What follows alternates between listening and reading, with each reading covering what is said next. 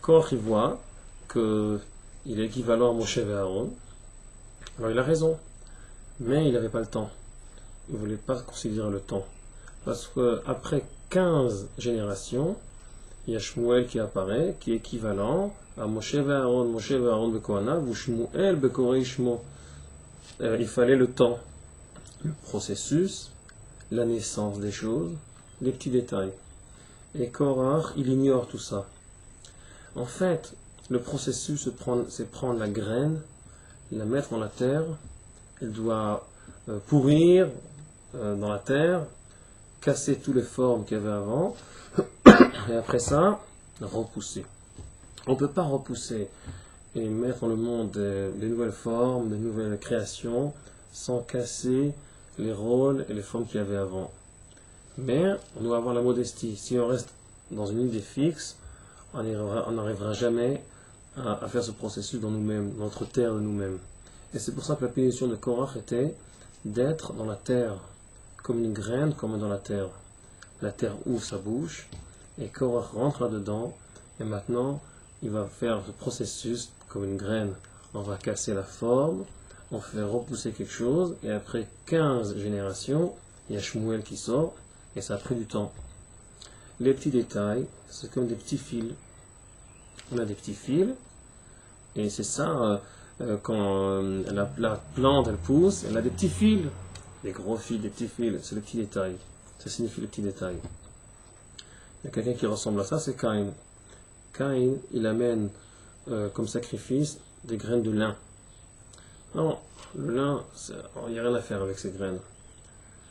Il faut la mettre dans la terre, après ça il y aura des fils, on peut habiller la réalité, et tout le processus dans notre vie c'est savoir habiller les grandes idées dans des petits détails, et Caïn n'est pas capable de faire ça, et c'est pour ça que sa punition était de navénade sur la terre.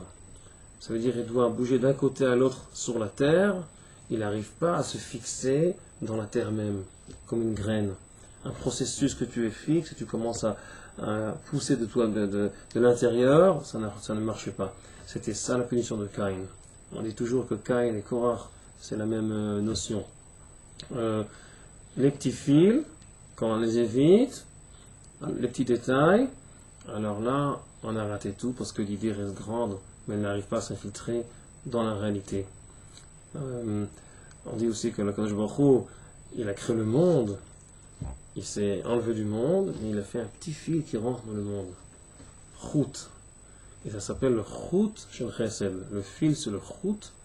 Chout Shel Chesed, c'est le fil de Chesed parce que on arrive à réaliser la grande lumière, la grande énergie qui crée le monde, on arrive à la toucher. Comment on arrive à toucher ça, si vous voulez, à s'occuper de ça? Parce qu'il y a un petit fil qui rentre, c'est comme une échelle, et c'est ça qu'on grimpe dans cette échelle pour arriver aux grandes idées, aux grandes énergies. On ne pourra jamais réaliser les choses si on ne rentre pas dans le petit détail des choses, dans les cheveux des choses. Et chout, en hébreu, c'est aussi chita. Chita, c'est le blé. C'est ça qui nous fait manger. On prend la graine, et on la met dans la terre, et de ça on mange. Les petits fils, le chout, la chita. Les lettres retet, c'est tous les petits détails avant qu'on le réunit encore une fois avec le nombre 10, que ça c'est le yud. Ça veut dire c'est vraiment le petit détail. Et le mot chet en hébreu c'est le péché. Quand on n'arrive pas à faire cette notion, à adopter cette notion de fil, l'importance du fil, du petit détail, alors là on fait le chet, là on fait le péché et on rate. Le harti c'est raté. C'est toujours les petites racines de deux mots, de deux lettres, qui disent une chose alors qu'en le contraire. Alors, chet, chout, c'est les fils, on fait le travail de fil pour nous. Tout notre problème, qu'on n'arrive jamais à exprimer vraiment ce qu'on veut dans la réalité, parce qu'on a besoin de modestie, de casser l'idée, notre idée fixe et repousser.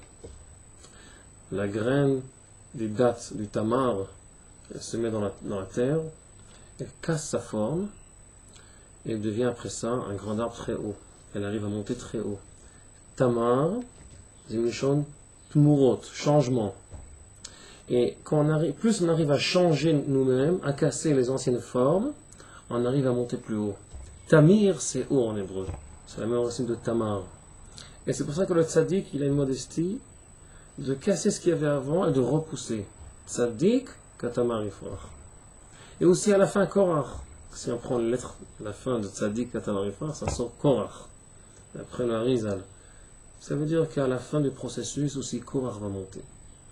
Mais ça prend du temps. Alors, si on résume, on doit casser les anciennes formes, on doit avoir une modestie pour se mettre en la terre, de repousser avec des petits fils, des petits détails. Et c'est ça qui nous nous emmener le plus haut possible. Le changement, quand on casse la forme, ça s'appelle en hébreu tamar, tmurot, changement. Et c'est pour ça que le tamar, il arrive à arriver très haut. Et c'est tzaddik à tamar ifrach. Alors c'était Caïn qui a méprisé les petits détails. C'était Korach qui a méprisé les petits détails. Il n'avait pas de jeu, les petits détails, les petits fils.